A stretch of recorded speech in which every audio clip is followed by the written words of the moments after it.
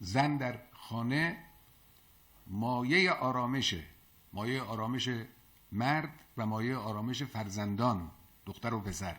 اگر خود زن برخوردار از آرامش روانی و روحی نباشه، نمیتوانه این آرامش رو به خانواده بده.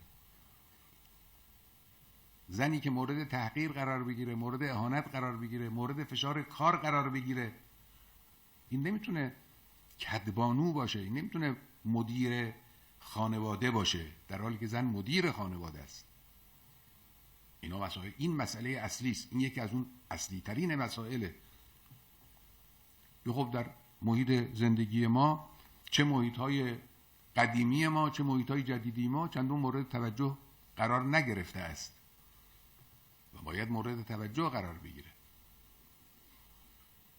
تصور از همسر زن در خانه، تصور یک موجود درجه دویی که موظف به خدمتگزاری به دیگرانه. این تصور بین خیلی ها هست، حالا بعضی ها به زبان میارن، به رو میارن، بعضی هم به رو نمیارن، تو دلشون اینه.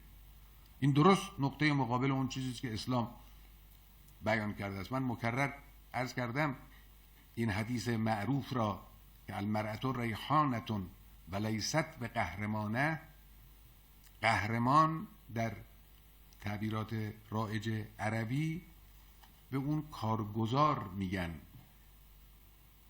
مثلا امر قهرمانه به کذا، مثلا فلان صاحب ملک و املاک فراوان به قهرمان خودش گفت. قهرمان اون کسی کارگزار این امور املاک، اینو بهش میگن قهرمان. در این حدیث میگه خیال نکن زن کارگزار توست داخل خانه که باید کارهای خانه رو، اینجوری نیست. خب این ببینید خودش یک فصلی است که از او چندین فصل گشوده میشه. مسئله احترام کار زن در خانه و عدم الزام او، مجبور نبودن او، قابل خریداری شدن این کار، یعنی با پول، قابل مبادله با پول، اینا چیزهایی است که خب در اسلام هست، در فقه اسلام هست.